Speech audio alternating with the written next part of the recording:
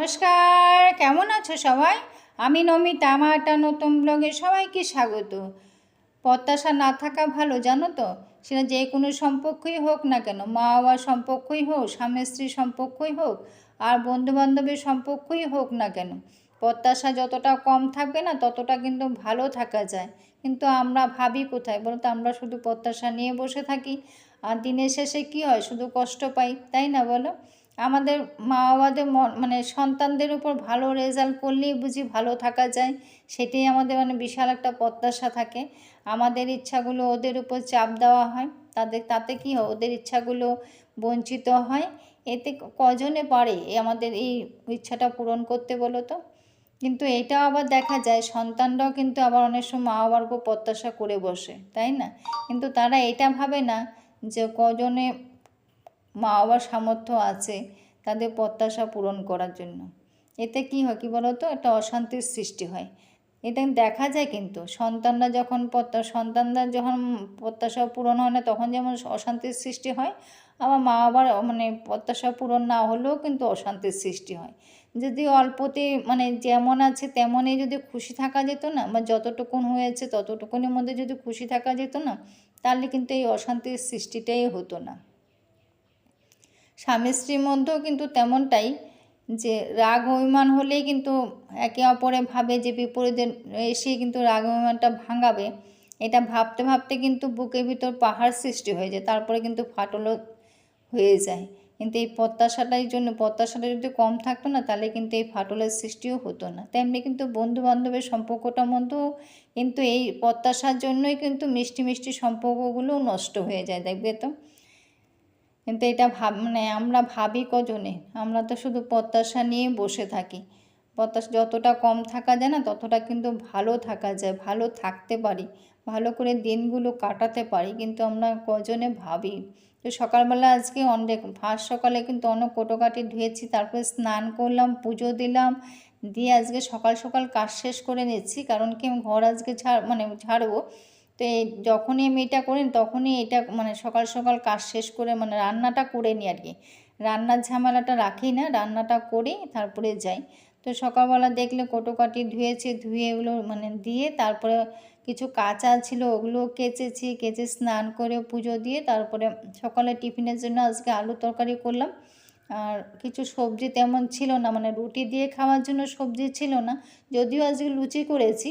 তো এটা দিয়ে খাওয়ার মতো কোনো সবজি ছিল না, ওই জন্যই আলু তরকারি করলাম। আর দেখলাম ফ্রিজের মধ্যে অল্প মিহিদানা আছে, পুজোর প্রসাদ আর কি।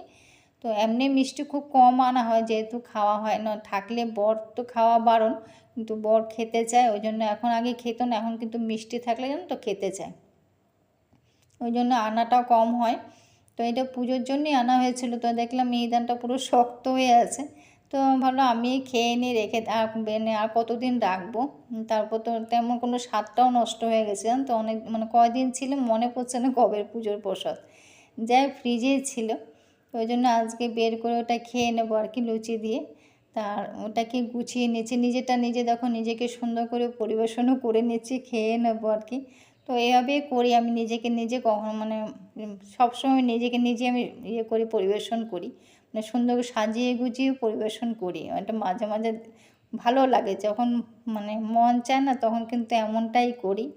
তা আজকে যেহেতু ঘর ঝাড়বো, তো ওই জন্য সকাল সকাল রান্না করে নিচ্ছি। আর রান্নার মধ্যে দিয়ে ভাত ডাল করব, করলা ভাজি করে কেটে নিয়ে রেখেছি, করলা ভাজি করব আর ডিম করব। ডিমটা আজকে একবেলার জন্যই করব, কেন বলো তো?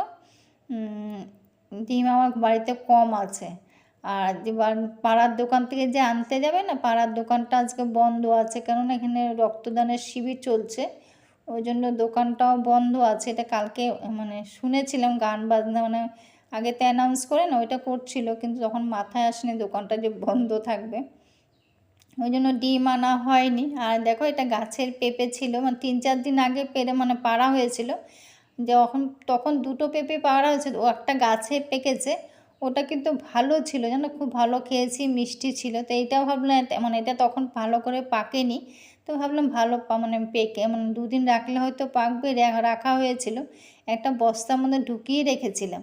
তো এটা জানি না বস্তার মধ্যে রাখাতে হয়েছে না কি, জানি না, আমি ঠিক জানি না কেন হয়েছে, এটা কি বেস্বাদ হয়ে গেছে, এত বাজে হয়েছে না। মানে কত বড় পেঁপেটা দেখো, মানে হলুদ হয়েছিল কিন্তু মানে খেতে এত বাজে, খাওয়া যাচ্ছিল না।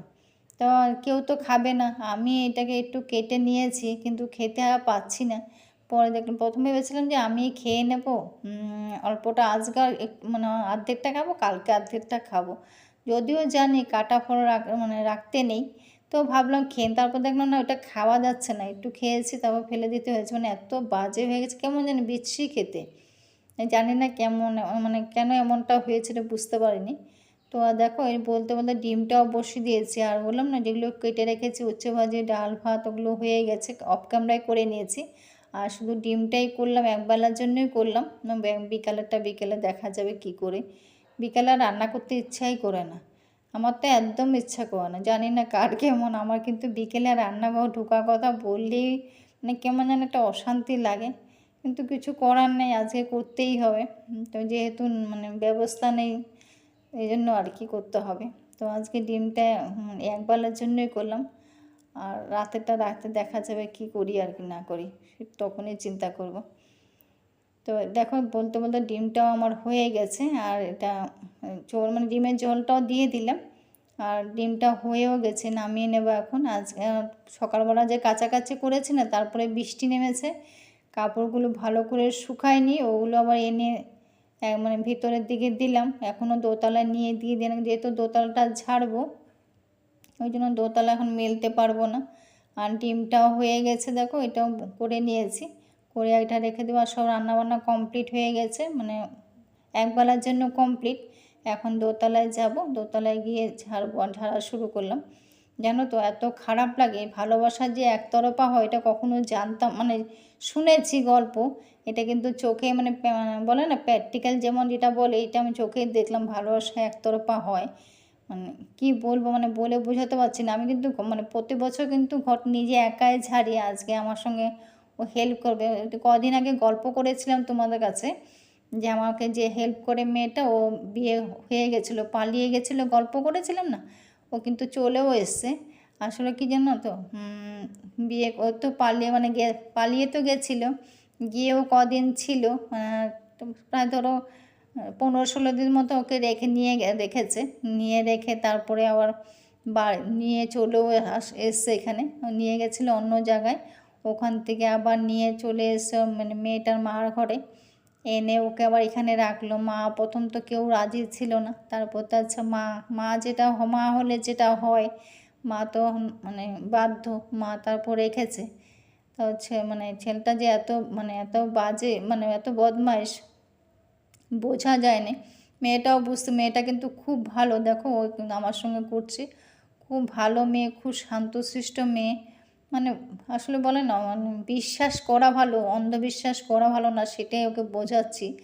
তো ও এত মানে একতরফা এতটা ভালোবেসেছে ছেলেটাকে, জানি না যে ভালোবাসা তো বছর পর বছর যদি চলে যাক, মানে কীভাবে ভুলবে সেটা আমি জানি না, ও কীভাবে ভুলবে। হয়তো মানে কয়েক বছর পরও যদি ওর সামনে সে ভালোবাসা ছেলেটার নাম নেওয়া হয় না, তাও কিন্তু ও কেঁপে উঠবে, ও এতটা ভালোবাসে, এতটা বিশ্বাস করতো, কিন্তু ও ধোঁকা খেয়েছে। আর ওকে তো ছেড়ে দিয়ে গেছে, আবার ওর আধার কার্ড, ভোটার কার্ড এগুলো নিয়েও পালিয়ে গেছে, কী জানি এগুলোর মধ্যে ওর কী মানে স্বার্থ ছিল কী জানি, ওর এগুলো নিয়েও চলে গেছে, ওর মোবাইলটাও পর্যন্ত খারাপ করে দিয়ে গেছে, মানে মোবাইলটাও সিমটাও নষ্ট করে দিয়ে গেছে, এত মানে এতটা ধোঁকা পেয়েছে। কিন্তু খুব ভালো, মানে একতরফা ভালোবাসা যেটা বললাম আর কি, এতটা ওকে ভালোবেসেছিল, ও নিজেকে নিজে এখন তো কথা বলাই বন্ধ করে দিয়েছে, কথা মানে বাড়িতে খাওয়া দাওয়া করে না, আরও 2 বাড়িতে আগে কাজ করতো, তখন এর জন্য আমি ওকে তখন পেতাম না, তখন আমি নিজে একা করতাম, এখন যেহেতু আমার বাড়িতে শুধু করছে ওই জন্য ওকে দিয়ে একটু করাচ্ছি আর কি। আগে তো 2 বাড়িতে কাজ করতো, ওরা 2 বাড়িতে কেউ ঢুকতে দেয়নি। তা আমি বললাম, আমাকে ওর মা জিজ্ঞাসা করলো যে তুমি কি, আমি বললাম না কেন ঢোকাবো না, অন্য মেয়েটার বা কী দোষ, আর কি বলবো বলো তো। যদি আমি তখন মনে মনে ভাবলাম, আমার যদি সন্তান থাকতো, আমার যদি মেয়ে সন্তান থাকতো, ও যদি সে ভুলটা করতো, তখন আমি কি করতাম, তাই না বলো।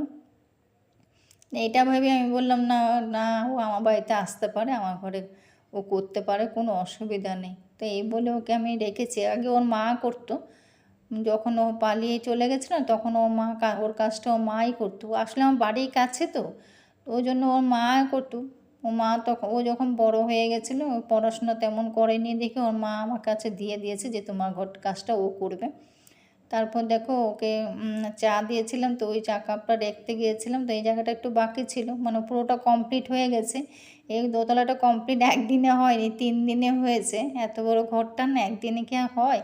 তো 3 দিনে মিলে শেষ করলাম, মানে আজকে মানে কমপ্লিট হলো আর কি। তো এখানে মানে এই জায়গাটাই শেষ করলাম আর কি, করে তারপর নেমে যাব। তারপর নেমে স্নান করবো আবার। অনেক দেখো সন্ধ্যার সময় আর ব্লগটা বাড়ায়নি, এখন সন্ধ্যার সময় চলে কাপড়গুলো সব উপরে দিয়ে তারপরে পুজো দিয়ে দিয়েছি। আর শরীরটা একেবারে খারাপ হয়ে গেছে জানো তো, এত সারাদিন ধকল গেছে না। দেখো পুজোর বাসনটা ধোয়া হয়ে গেছে, মানে ঠাকুর পুজো দিয়ে দেখো বাড়িটা যে এরকম ছোট্ট হতো না তাহলে এত কষ্ট হতো না। তাহলে আজকে ব্লগটা এখানে শেষ করলাম। তোমাদের ভালো থেকো, সুস্থ থেকো, সেটাই বলছিলাম আর কি। যদি ঘরটা এরকম ছোট থাকতো তাহলে এরকম ছোট ছোট ঘরে কোনো পরিশ্রমও থাকতো না, কোনো কাজ।